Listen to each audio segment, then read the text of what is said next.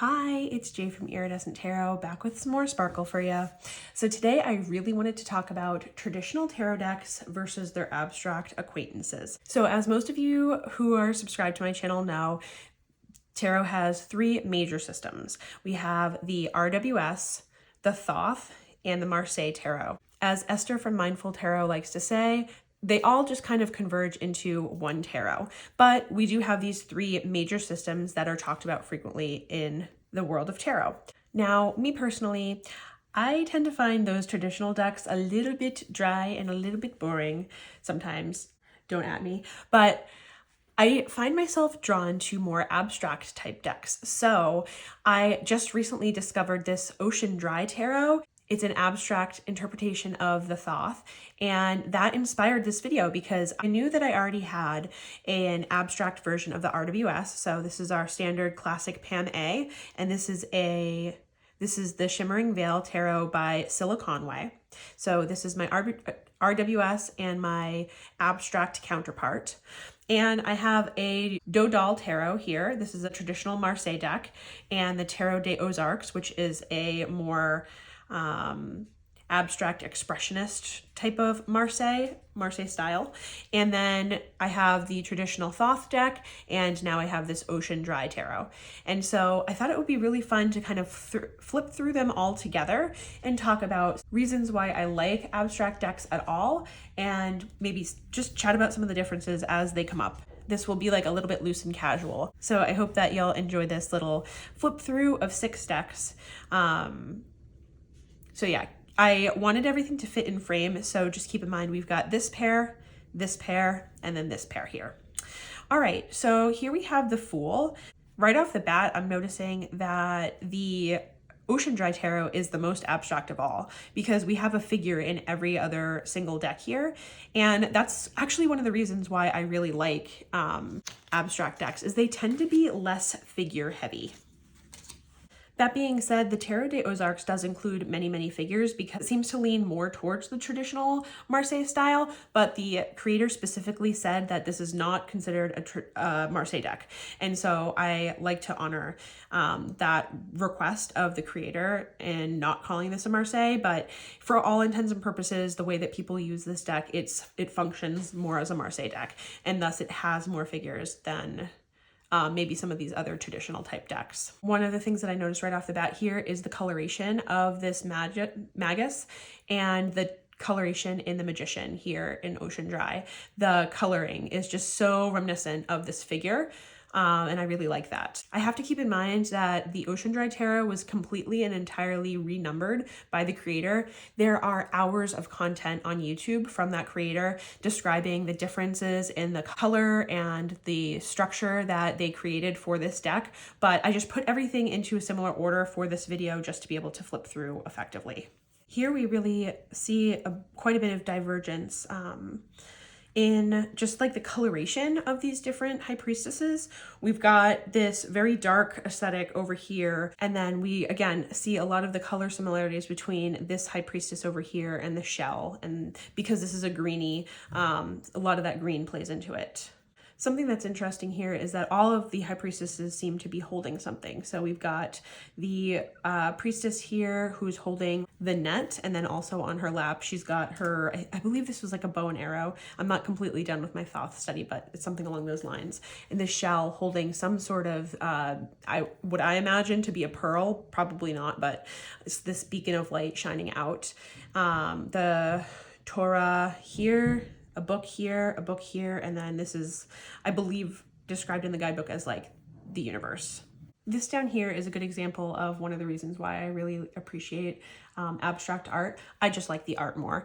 Like I think that this is Thoth's most beautiful card here, and this Empress isn't bad. I don't really like that, but the colors in this Tarot des Ozarks Empress is just absolutely beautiful. Same over here with the Shimmering Veil. I have to censor a little bit for YouTube, but beautiful colorway, beautiful image of motherhood.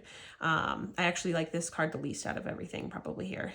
This is a really cool spread of the Emperor. A lot of reds, oranges. The color here seems to match pretty well, especially down here. We've got a lot of our Emperors looking to the left here.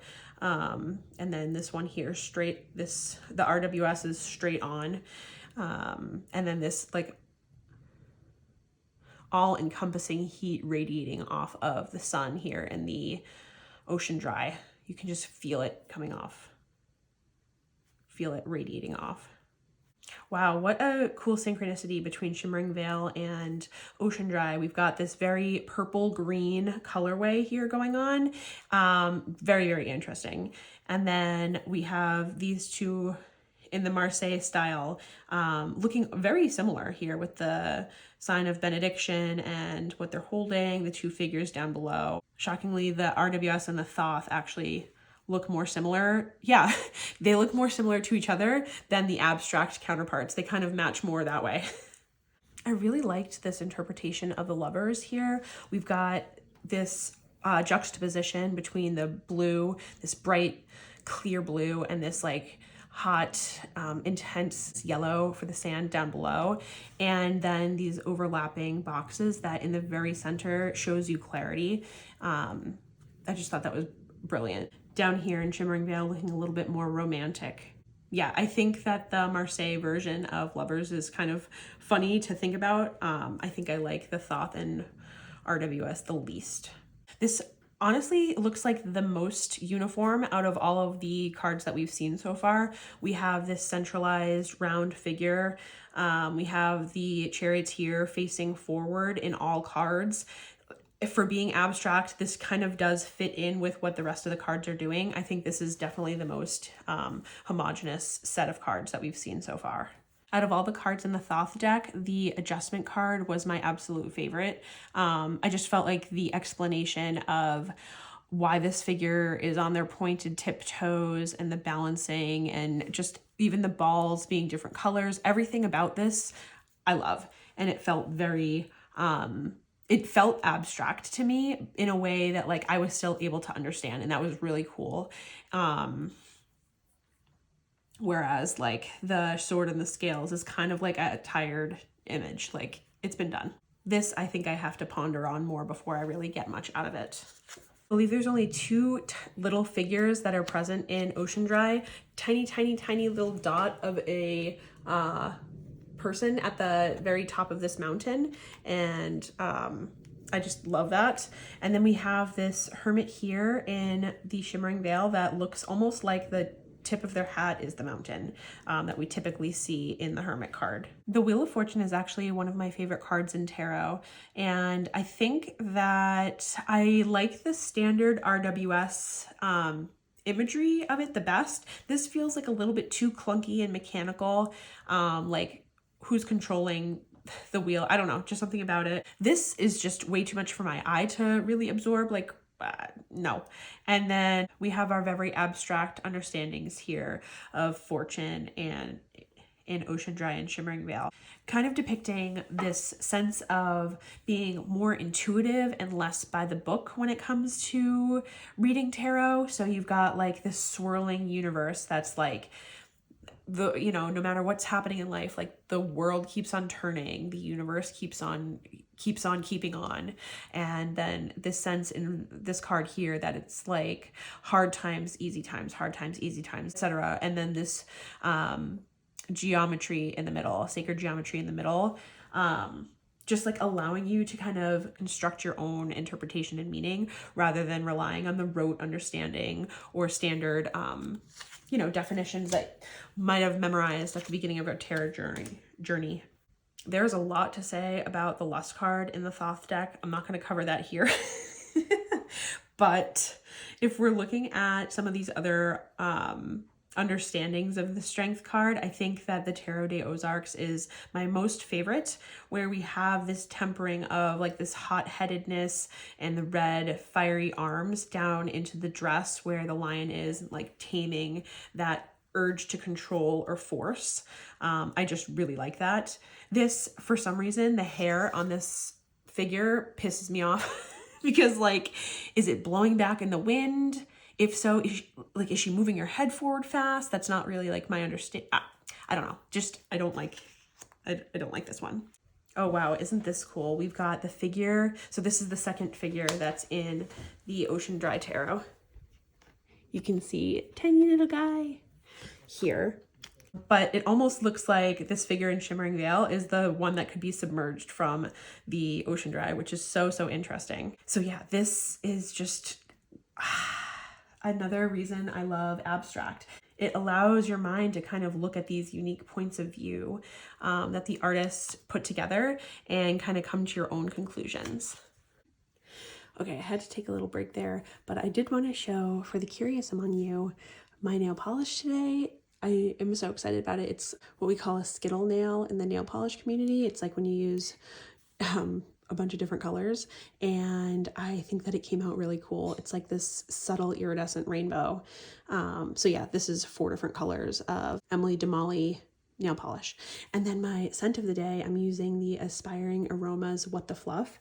The notes on this are marshmallow, cream, and vanilla, and it is like a freshly toasted marshmallow at the campfire still. There is like the tiniest bit of hint of smokiness, and it is very, very gourmand. And for me, this is one that I can smell like pretty strongly for a while after I spray it. Moving on to the death card. This is all fire and brimstone. I'm here for it. Like, look at that. That's nuts. That's nuts. There's really fine dots of different color that I could see myself like reading into. Yeah, there's something about that death card that's really just visceral. And then I really love the Tarot de Ozarks death card with, again, the color down the spine and into the pelvis. I love that. This feels like a little bit of a video game, like when like maybe this ship has been targeted and it's like dead. I think the Thoth death card is really interestingly rendered, and I enjoy that one a lot. I think these two are probably my least favorite. I love that this is such an intuitive, soft, ethereal interpretation of the Temperance card here. It's got all the elements of the original, where you've got this flowing water from one hand to the other at different levels, and this sensation of being in the water, like being held in the water. But it's also just like a beautiful color palette and very pastel-y, and I love that. This as well, you've got the 2 different sides up and down, and then the blending of the 2 in the middle, which I think is a very successful example of temperance. Even these bubbles coming up are really cool. This guy stands out so much as just like this controlling evil figure. I think this does the most. It packs the most punch. Again, Crowley, Harris, like,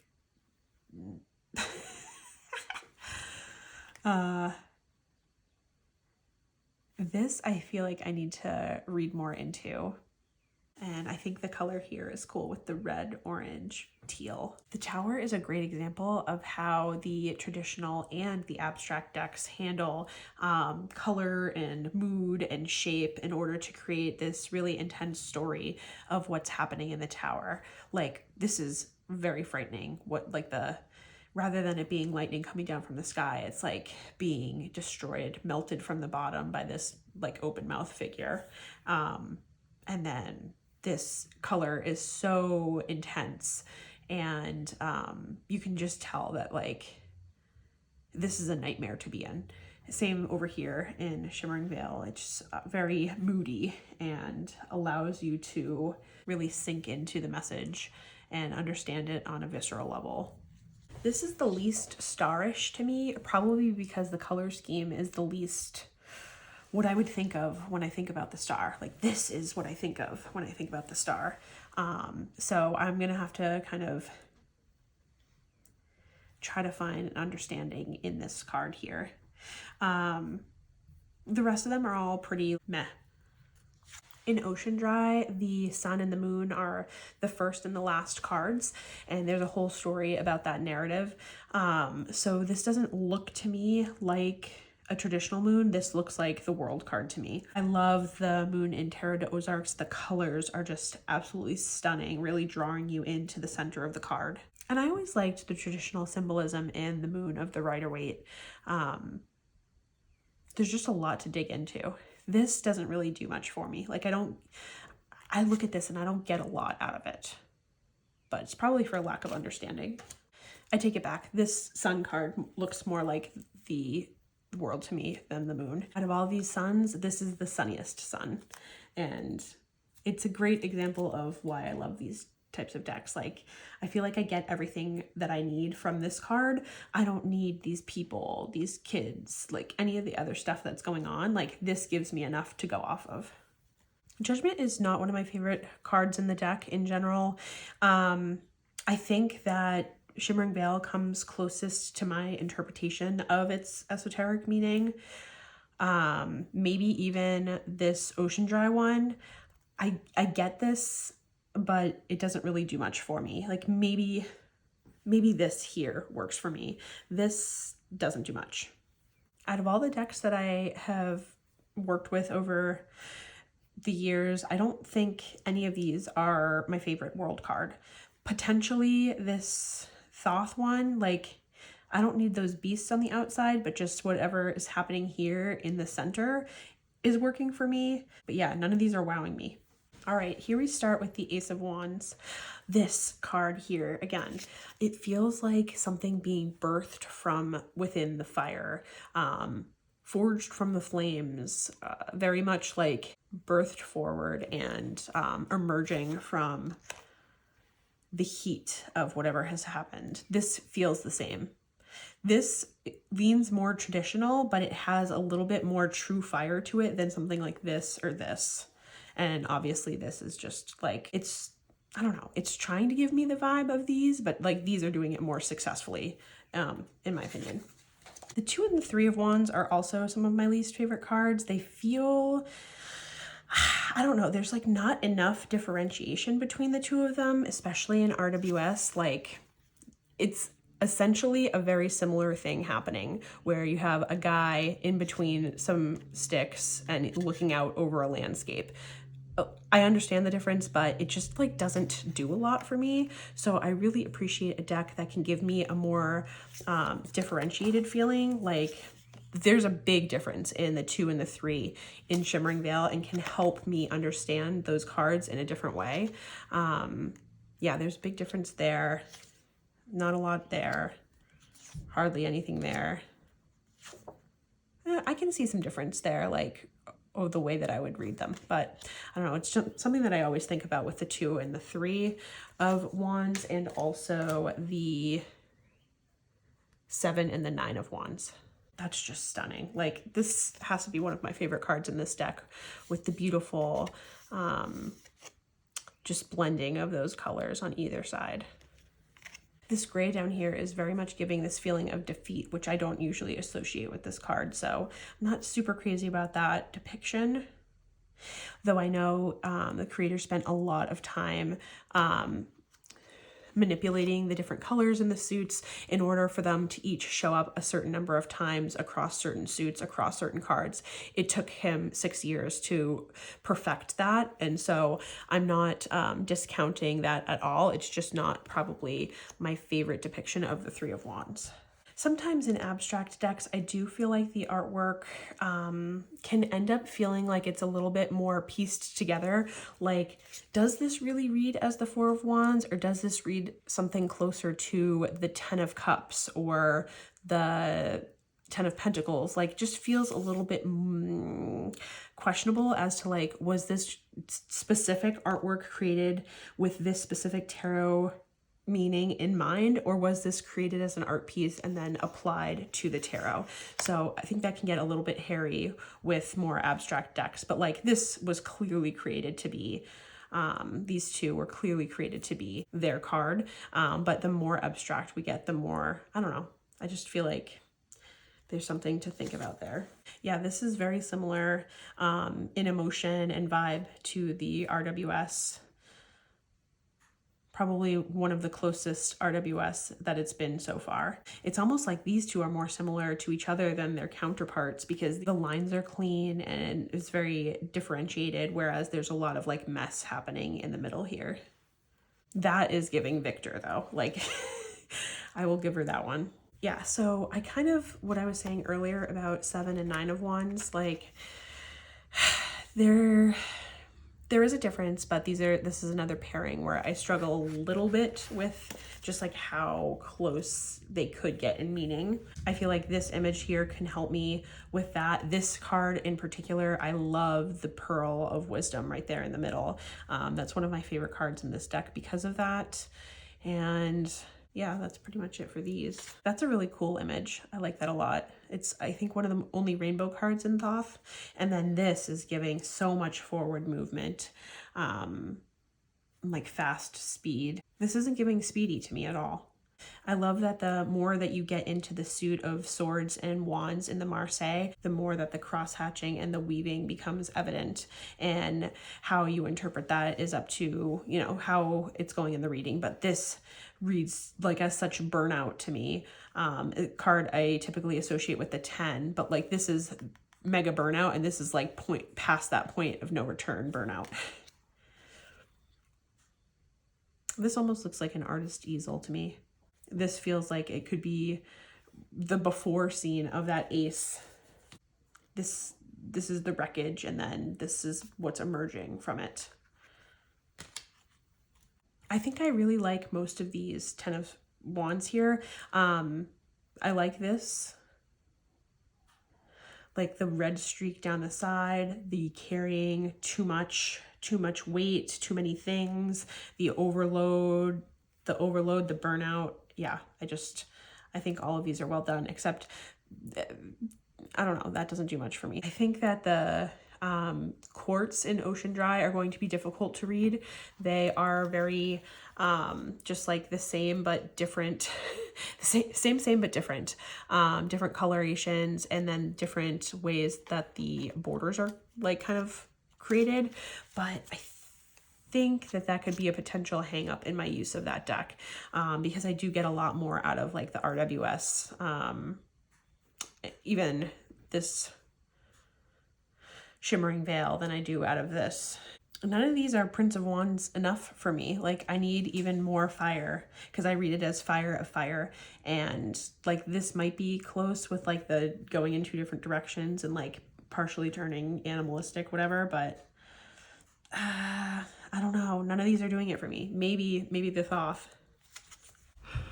Oh, yeah, that's kind of how I feel about these two.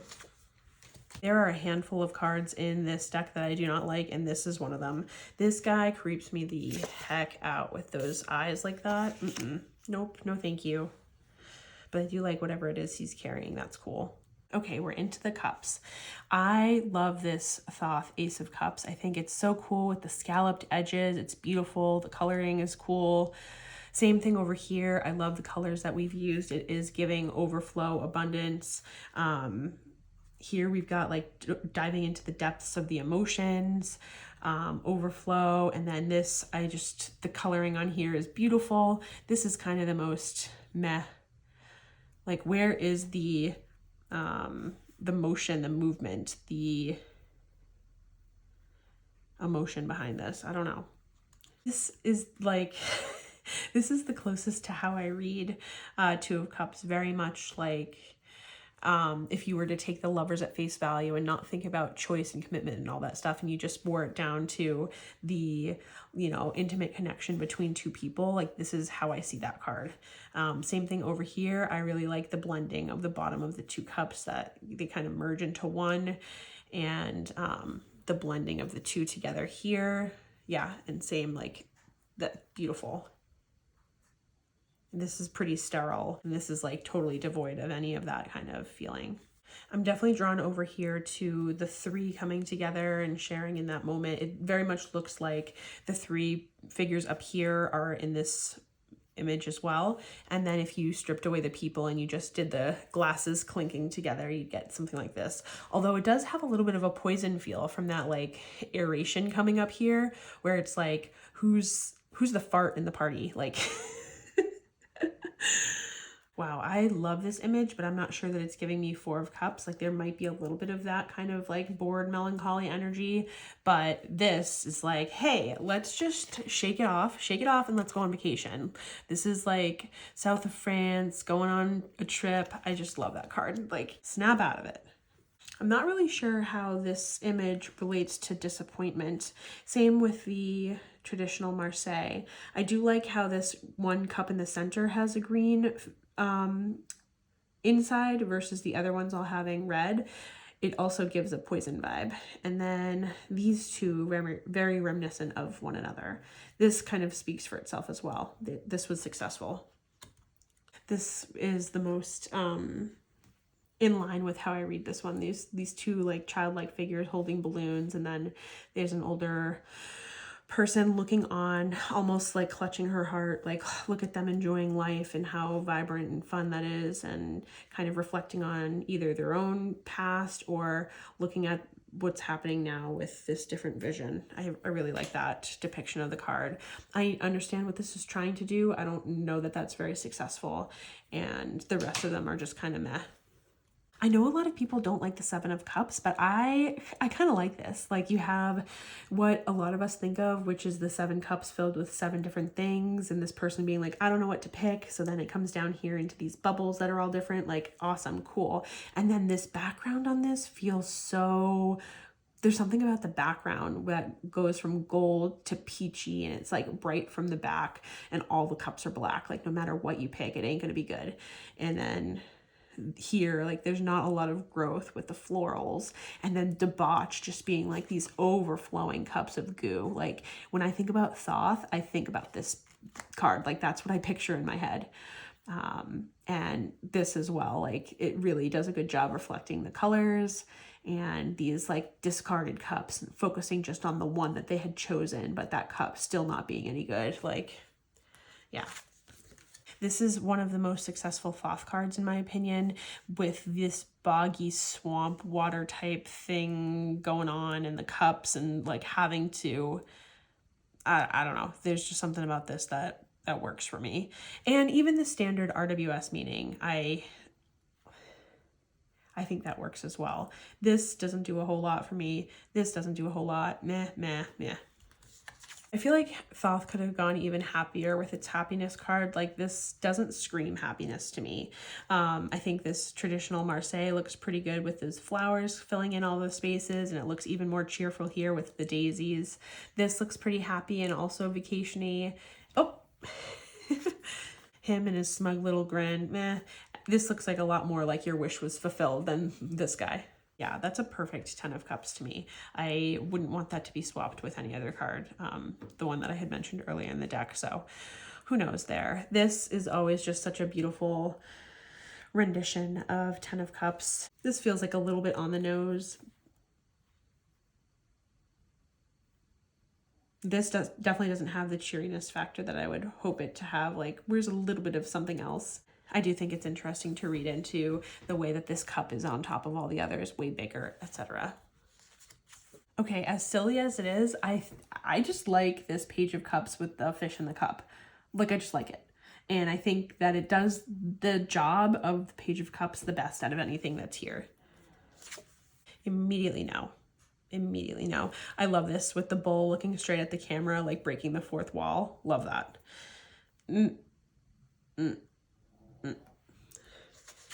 I like all of them. We've got this beautiful Queen of Cups who is like of the water. She could be a mermaid with that hair that's swirling around her. And then the beautiful colors happening in this Queen of Cups here.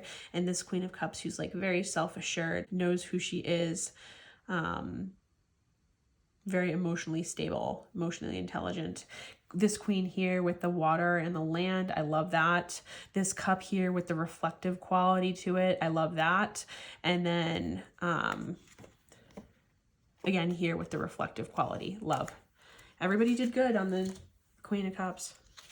Why is my King of Cups like Ice King. I don't like that. I want him to be like a warm, inviting King of Cups. So that makes me very unhappy. His face isn't very inviting, but the colors of the rest of the card are. Same thing here. You've got like this flowy, like he's imposing into the waviness here at the bottom. I like that. I love this bright minty freshness happening in the Ace of Swords here. It's like, oh, your idea is so bright. It feels like those commercials back in the day when you'd eat a piece of gum and like the whole world would become ice. That's what this card feels like to me. And then this eagle here is soaring above whatever is happening in that land of like the frozen ice castle area.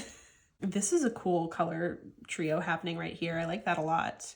I always did like this Two of Swords card. This doesn't really read the same to me. Like this definitely would take on its own meaning that's not by the book or anything like that. Everyone hates on that card, but it is like, it does its job, right? Like it's effective.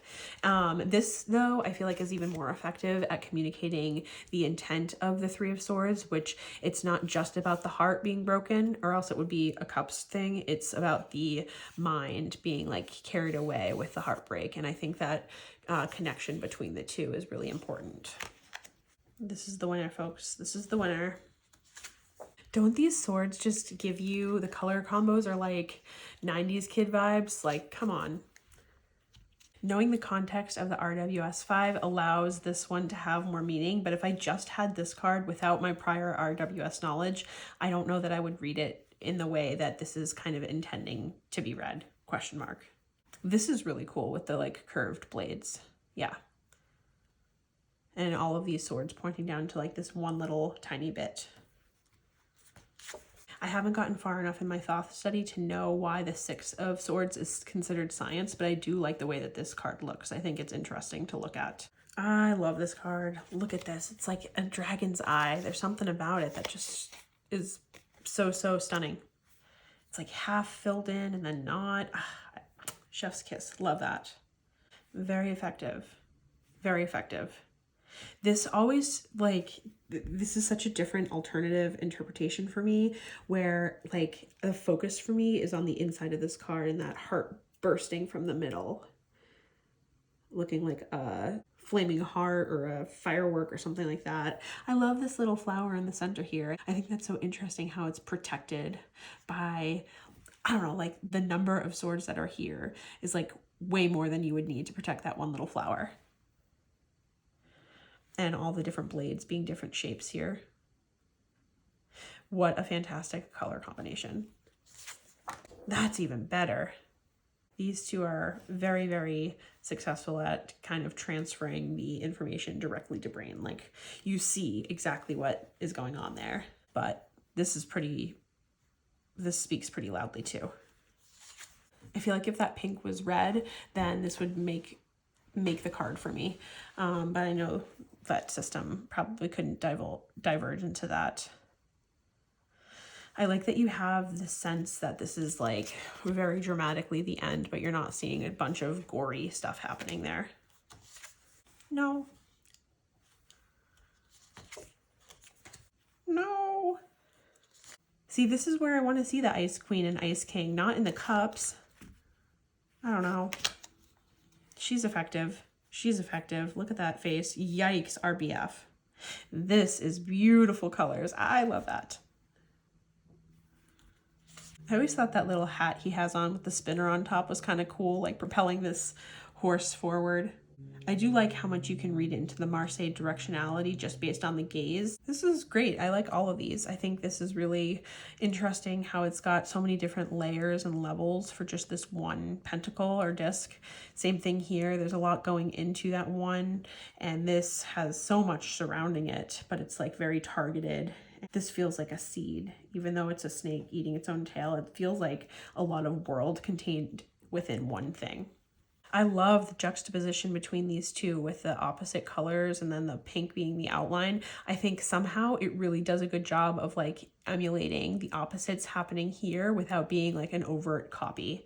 Same thing with the more stylistic interpretation of the Two of Pentacles over in the Ozarks versus something like the Dodal. This does not make sense to me and is not one of my favorites. This is giving cave paintings. This is giving oils. What did I say in my video in Ozarks? It's like those oilcloth tablecloths that look just like this. This is very much Oz and Wicked Witch of the West and gripping onto things. I can vibe with that. And this is very much like factory computational something going on there. I like how it's done over here. I think the use of color, even though these aren't any colors that I like, I think it's done really well. And I really appreciate this original image of the RWS as well. And I think that the Marseille with the shield in the 4 is pretty cool. You're headed down, down, down. It's very much like an arrow. You're on the down. Something about it is giving stock market. the red ticker or something, maybe. I think I like the RWS for just getting that message across. Success, stacking it up. At first glance, this looks Hierophant-y, but then you can see the money in his hands that all these people are waiting for him to dole out. This looks to me more like the 9 of Pentacles, but we'll have to see what the actual 9 of Pentacles looks like. This definitely looks like failure. Just like in the way that these pentacles are all like melting away, like they're failing. Another one of my favorites. Love the color scheme here. This looks cool. That kind of reminds me of my 8 of Pentacles card in my Tarot Monet Ami. Somebody working at their little workstation. Like this one looks more like either sketching or some kind of math geometry type stuff, and mine is like a needlepoint. Yeah, I mean, I get it with the grapes and everything, but I liked that 7 of Pentacles for this kind of image, I think, more. These look like poker chips to me. A lot of bloom off of this flower here and then protecting the center. I actually very strongly dislike the way that the 10 of Pentacles is portrayed in RWS. There's so much happening that my eyes can't really take in like the actual image, and all I see is the Tree of Life and the Pentacles. So I think that something like this is way more effective. Like it looks like ancestry and it looks like history, and this is more like wealth and what you can pass on, your legacy. This one has that same bad hair that Strength did. No, the colors here are cool. She looks so evil, the way she's like peering down her nose. Yeah, I don't know. I'd rather meet this person, than this one. Yeah, these quartz are very difficult to look at sometimes. Just not inviting. This is way more easy to look at. Even the RWS here and the original Marseille. This doesn't do much for me here. I think these queens looking off to the side so much, it makes you feel cold and isolated from the Queen of Pentacles. Even this one too, looking far away, whereas this queen is looking down at her pentacle, looks a little bit more warm. But I would have liked to see maybe a queen looking towards the querent, the reader, just for like that grounded maternal Queen of Disc type energy. I actually had accidentally talked about this card swapped, so that's the King. Regardless, she's still looking away, so my statement still stands. She's a little bit obviously more warm and inviting than the King, but she's still like not looking at you. So, but she definitely does look more abundant and fruitful. Yeah, every king looking off to the future here. And then you have just this circle here that's like very much the focus. So there you have it. We just walked through 6 decks, 3 that were very traditional, RWS, Marseille, and Thoth, and 3 that were modeled after those 3 systems, but very much an abstract quality about them, created by indie artists who use different mediums to create. I believe that Scylla's artwork is, I think it's oil or acrylic painting, and then Colin, I believe he said that he used all digital artwork to create this deck. And then Lori LePage created this, both. So some of it was done by hand and then some of it was done on digital. So I think it was something along the lines of, if I were to guess, some of these like artistic washes were done with actual paint, and then some of these thicker line work on top was added digitally, but I'm not sure.